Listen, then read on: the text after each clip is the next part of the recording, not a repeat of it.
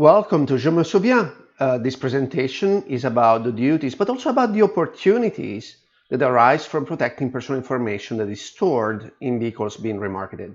This is Andrea Amico. I'm the founder of Privacy4Cars, and this presentation is part of the AutoRemarketing Canada 2020, a digital experience. Today we will look at the issue of privacy for cars, specifically in Canada, under 4 different lenses. Well, as the compliance co-chair for the IRA, of course, the first and biggest lens has to be the legal lens. We'll talk about the regulations in Canada.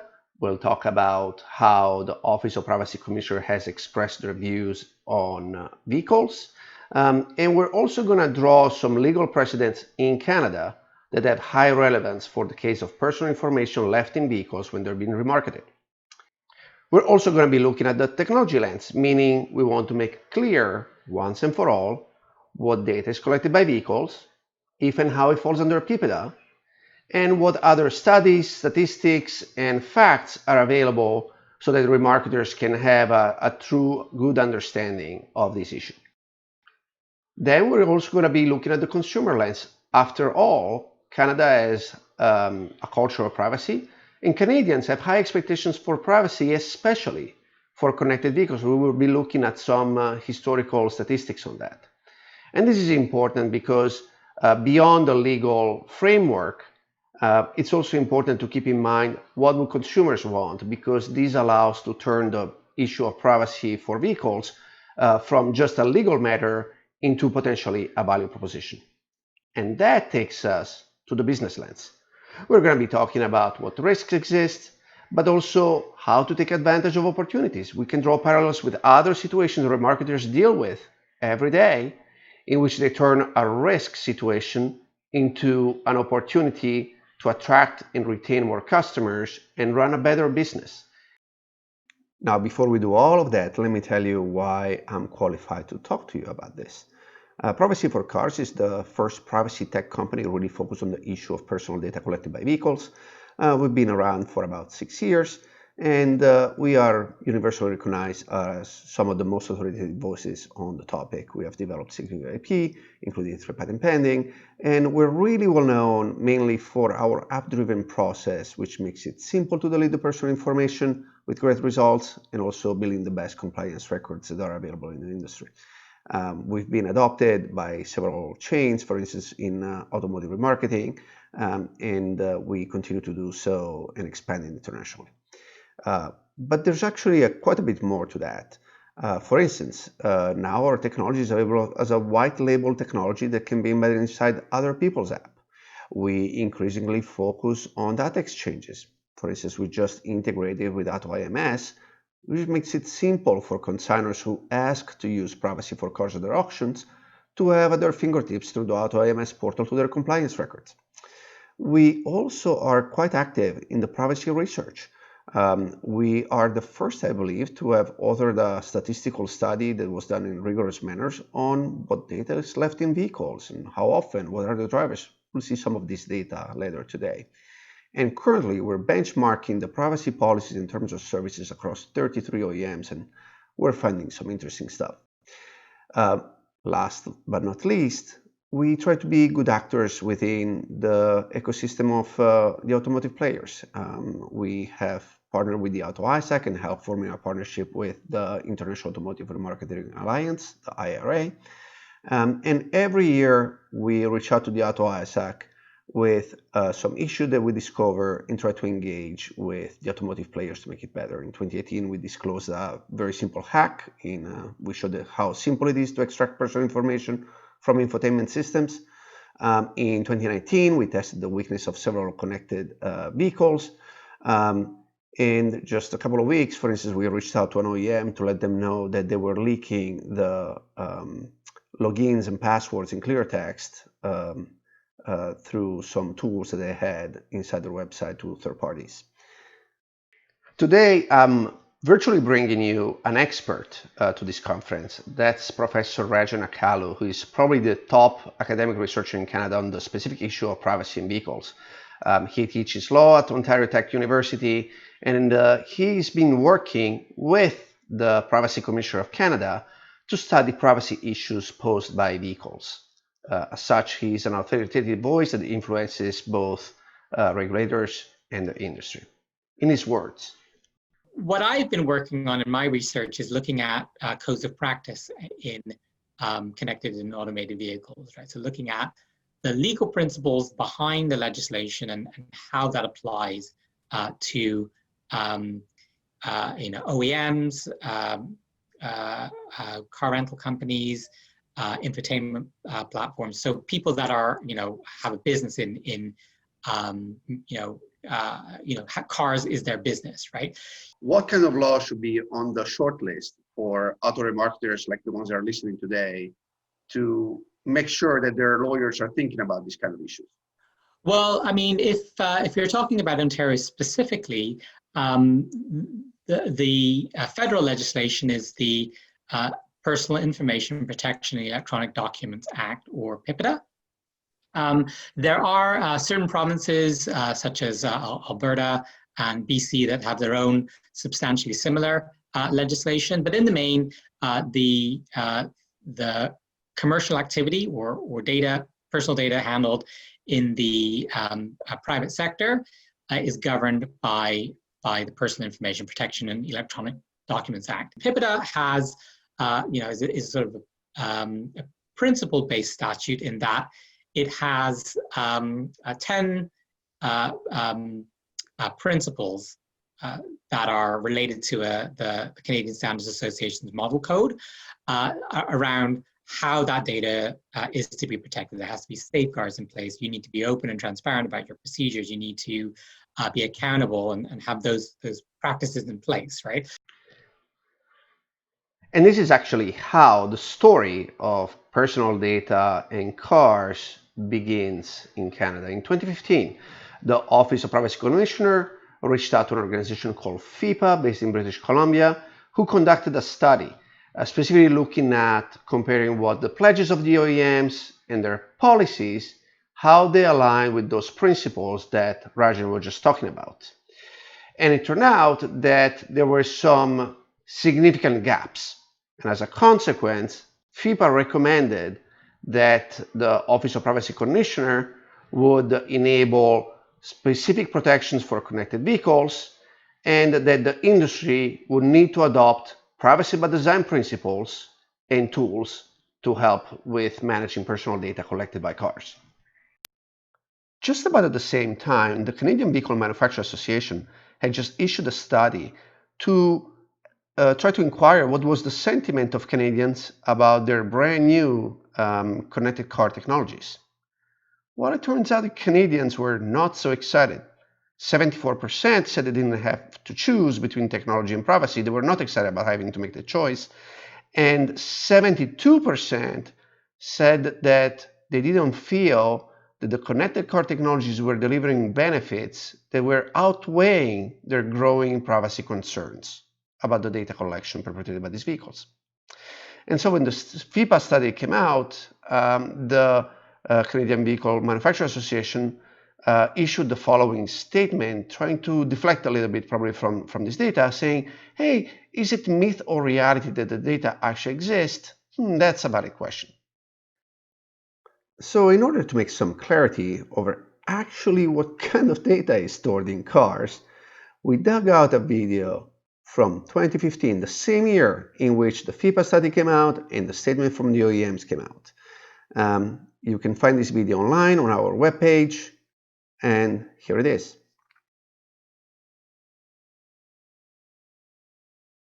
I don't think, and this is something you talked about before, people realize that when they sync a device to a car, just how much data goes over. Right. I'll give you a good example. So we rent cars quite frequently. We recovered 70 phones that had been connected to it, all of their call logs, their contacts, and their SMS history, as well as their music preferences, songs that were on their device, and some of their Facebook and Twitter things as well. When you plug it into the USB port, it's going to charge your phone, absolutely, and as soon as it powers up, it's going to start sucking all your data down into the car. There's one manufacturer in particular that will ask you, do you want to download your contact list? And of course, you know, being a rental car, you would say no, and it honors that one thing, but it takes everything else that it can get its hands on. It's funny. I mean, they actually said, well, people care about their contact lists, and little do they know that their entire text messaging database is being sucked out onto the car. Yeah, so Bluetooth's interesting too, because if you can connect it over Bluetooth, which is a lot of states nowadays have this hands-free.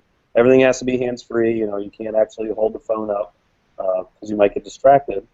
And if you connect it over Bluetooth, you get a whole different set of information. Very similar things, but you get more in some cases. It's quite comical when you sit back and read some of the text messages. There's a lot of people that keep confidential information on their phone. They connect to it. Mm-hmm. Now someone can get to their confidential information through the car. Yep.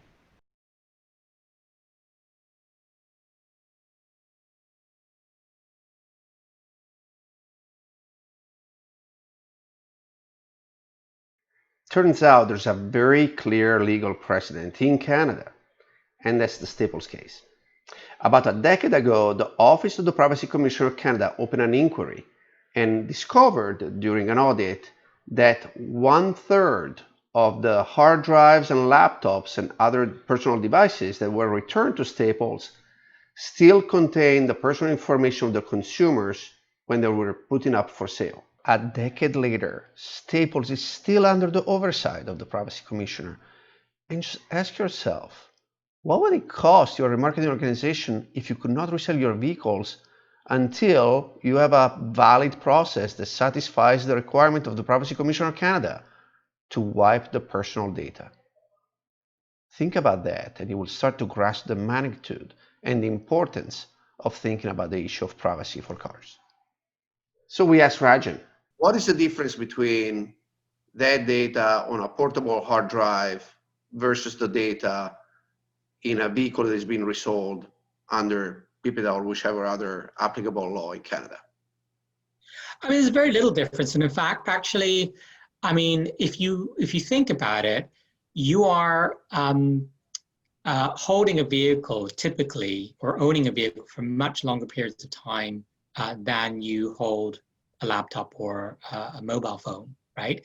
And you are traveling and visiting places that you can infer a tremendous amount of information from where a person travels every day. And GPS location has been deemed personal information under by the OPCC. Rajan is right. You can glean great amount of personal information about an individual simply by looking at the previous destination, the home address, the work address, and the identifiers of the phones. You don't need any hacks. You don't need any specific forensic tools. All it took in this case was a 30-second video of the infotainment system. And it was possible because this vehicle was being resold without this data being wiped. And anybody can do this. So what are the stats? As I mentioned, we've been pioneers in doing audits, and we increasingly do so. Well, here's a few samples that I think will be eye-opening for remarketers in Canada. If you're looking at rental vehicles that have been remarketed, 99% of them contain personal information. We also looked in the UK at a portfolio that was mainly between a blended average of many different types of cars that were anywhere between 1 to 10 years, but most of them were 2 to 5 years old. 86% of them contain personal information. We recently have done a study on total loss vehicles, and within those cars that have systems that can capture personal information, 91% actually did. We also did this summer a study on repos. 86% of repos contain personal information. And just 2 weeks ago, we did a study for a lease portfolio of a captive. 97% of the cars contain personal information. I think it's pretty obvious that these numbers are staggering, and that unless a concerted effort is made to delete the personal information, the results are just way beyond the situation that Staples was facing a decade ago. Ask yourself, is this in line with your company's devices policies? If these numbers were happening with company laptops or company phones, would your company find that acceptable? So why should it be acceptable for vehicles? Most importantly, your company most likely includes some statements about providing reasonable security to protect customer data in their privacy policies, terms of services, and other legal documents. And you need to ask yourself, what is the likelihood that judge and jury, regulators, general media, and in general consumers would find this to be a reasonable security? Let's contrast that with situations in which attempts to delete information are actually made. The first one comes from an OEM fleet. These were cars that were given as company cars to employees of an OEM, and typically 6 months to 2 years later would come back. They would go through a processing center where, before sending them to auction, one of the steps that the inspectors are supposed to do is to delete the personal information. So in this case, the OEM was relying on inspectors' knowledge of the cars that they make and that they see every day. Well, it turns out that relying on knowledge may not be so great. 38% of the cars we inspected still contain personal information. The last sample, instead, belongs to a very large auction chain. We are looking specifically at vehicles that use the Privacy4Cars tool to be wiped at the auction. And as you can see in that case, 99% of the vehicles that were audited had removed the personal information. There's reasons for remarketers and automotive businesses in general to take this very seriously. You remember the FIPA study? Well, in 2019, they did a follow-up, which, if you can believe it, was even less flattering than the original study. And in fact, they filed a complaint with the Office of Privacy Commissioner of Canada. The OPCC confirmed there's an investigation ongoing. Of course, they wouldn't release any additional details, as is customary in those kind of situations. But again, we know that there are class action lawsuits popping out in the United States specifically about this issue. Hopefully by now it should be clear that the data privacy issue is a real risk, and that the personal information stored in infotainment systems going through the remarketing process do fall under PIPEDA, and as such needs to be protected in line with the law. But this is nothing new in the world of remarketing. Think about all the many situations in which you have risks attached to cars and how you manage them. Don't you purchase history reports or condition reports, or you get a post-sale more detailed inspection? You may buy some sort of certification.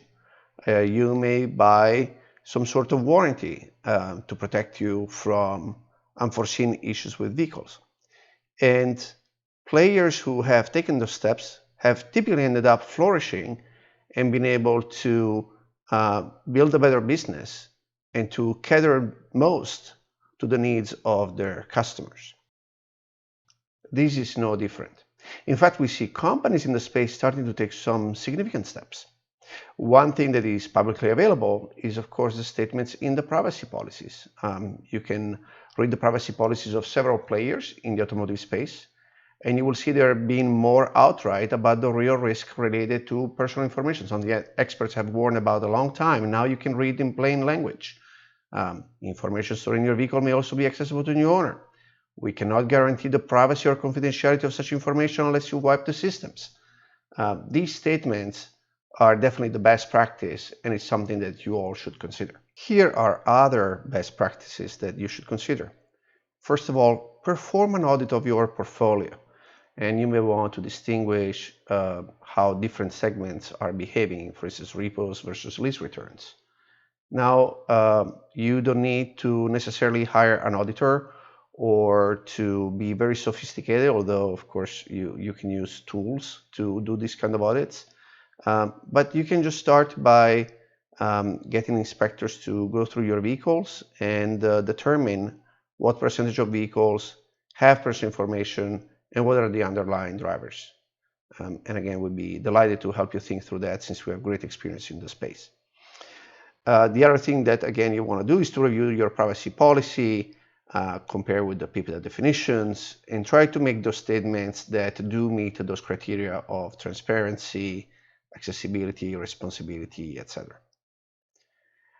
you definitely want to consider, as an increasing number of concerners are doing, to have a written policy that addresses the collection and retention of customer data, which includes disclosures around the purpose of collection. And you may, again, differentiate among different use cases. So for instance, if you're extracting data from a car because for maintenance repair, that's probably all right. But leaving access to data that was downloaded from devices that has no business purpose probably is not. You definitely should make sure that you have a retention policy that is consistent with the retention policies and data security policies that you have for all other devices. Very important that you cannot exceed, of course, the access disposal. Once the car is out of your hands, there is no way to control that information. So the retention policy should never exceed the time that you control the asset. After all, as the title holder of the vehicle, your company is the custodian of record for that vehicle. So you have a legal responsibility and liability to protect this data against a breach, and make sure you honor that disclosure. As you do that, you may need to revise contracts. You may need to reach out to players in the industry, such as auto auctions and others.